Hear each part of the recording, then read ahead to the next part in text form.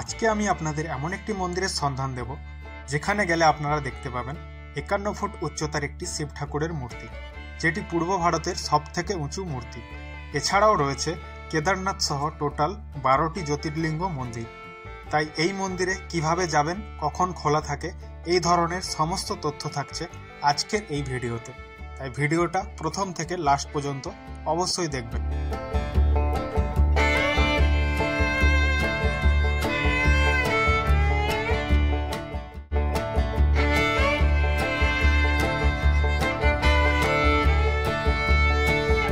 Good afternoon guys and welcome back to the channel. তো আজকে আমি রয়েছি একটি শিব ঠাকুরের মন্দিরে। তো আপনারা অবশ্যই জানেন আজকে 23 তারিখ আর 26 তারিখ কিন্তু হচ্ছে শিবরাত্রি। তো এই শিবরাত্রি উপলক্ষে আমি এসে গেছি একটি শিব ঠাকুরের মন্দিরে।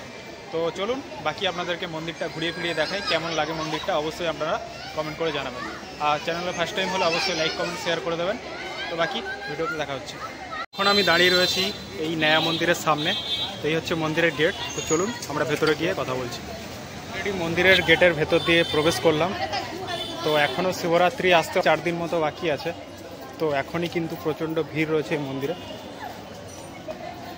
প্রবেশ করতে এরকম একটা চওড়া রাস্তা রয়েছে আর যার পাশে এরকম গাছ লাগানো রয়েছে সুন্দরভাবে। তো এখানে ভোলেনাথ আর পার্বতীর যে বিয়ের দৃশ্য কিছু দেখানো হচ্ছে। তো যেহেতু শিবরাত্রি রয়েছে তাই জন্য এখানে প্রস্তুতি কিন্তু খুবই দারুণভাবে হচ্ছে। তো দেখতেই পাচ্ছেন এখানে খুব সুন্দর সুন্দর মূর্তিগুলো রয়েছে।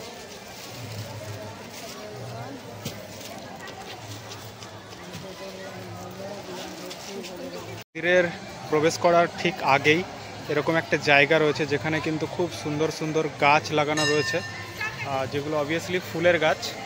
দেখতেই পাচ্ছেন চারিদিকটা ঠিক এরকম। এখানে একটি শিবলিঙ্গ রয়েছে যেটা কিন্তু পুরোটাই রূপোর। আর এখন প্রচুর ভিড় রয়েছে তাই ওদিকটায় এখন যাওয়া যাবে না।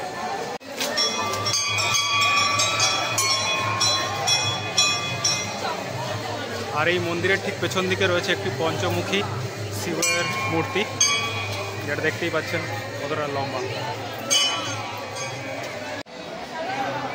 তো এখানে একটি মহাদেবের মূর্তি রয়েছে যেটা কিন্তু অনেকটাই উঁচু। এটা প্রায় 51 ফুট উঁচু একটি মূর্তি, যেটা কিন্তু টোটাল 4টে মাথা রয়েছে, চারিদিকে 4টে আর মাঝখানে একটা কিন্তু মাথা রয়েছে। দেখতেই পাচ্ছেন কতটা সুন্দর লাগছে এই ভোলেনাথের মূর্তিটা।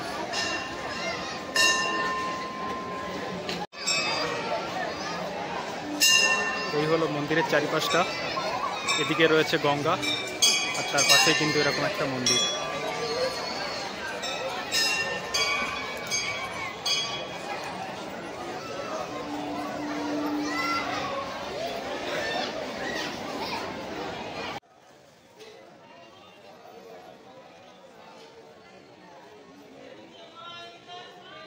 এখানে একটা হনুমানজির মূর্তি রয়েছে, এটা কিন্তু দারুণ লাগছে।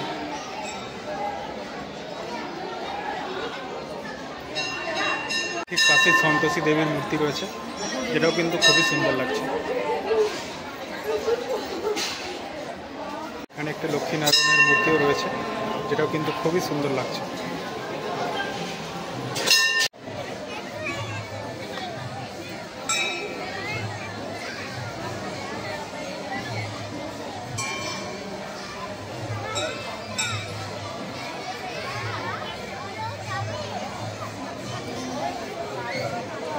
এখন আমি প্রবেশ করব যেখানে টোটাল 12টি জ্যোতির্লিঙ্গ রয়েছে, যেটা ভারতবর্ষের আমাদের টোটাল যে 12টা শিব মন্দির রয়েছে।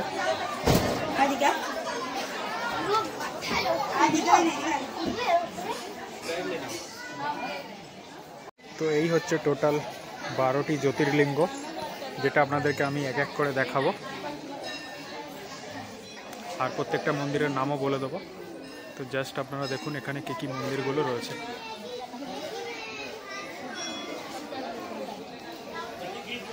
তো টোটাল কিন্তু 12টা জ্যোতির্লিঙ্গ এখানে রয়েছে।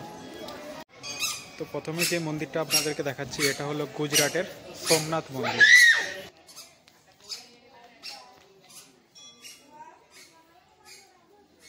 যেটা দেখাচ্ছি এটা হলো মধ্যপ্রদেশের মহাকালেশ্বর মন্দির।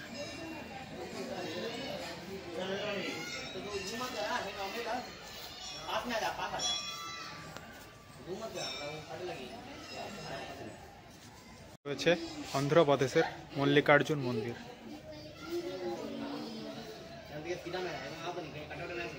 রয়েছে উত্তরাখণ্ডের কেদারনাথ মন্দির।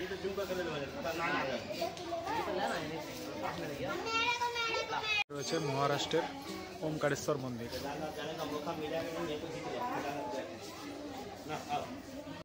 তারপর রয়েছে ঝাড়খণ্ডের বদ্রীনাথ ধাম। তারপর রয়েছে তামিলনাড়ুর রামেশ্বরম মন্দির। রয়েছে গুজরাটের নাগেশ্বর মন্দির।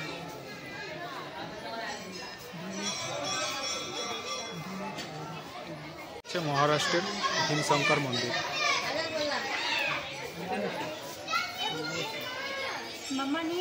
মধ্যপ্রদেশের ওমকারেশ্বর মন্দির।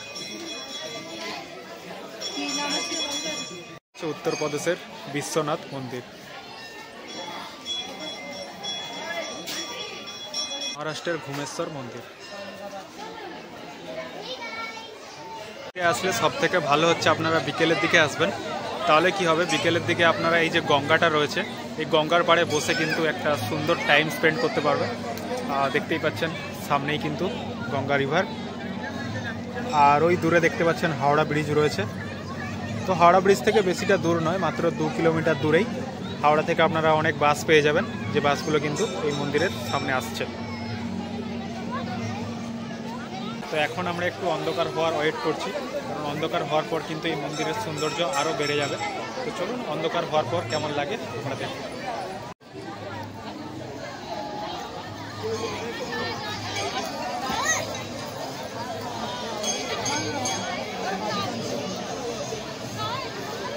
এই মন্দিরে কিন্তু লাইট জ্বলে গেছে, তো লাইট জ্বলার পরে কিন্তু মন্দিরটাও খুবই সুন্দর লাগছে।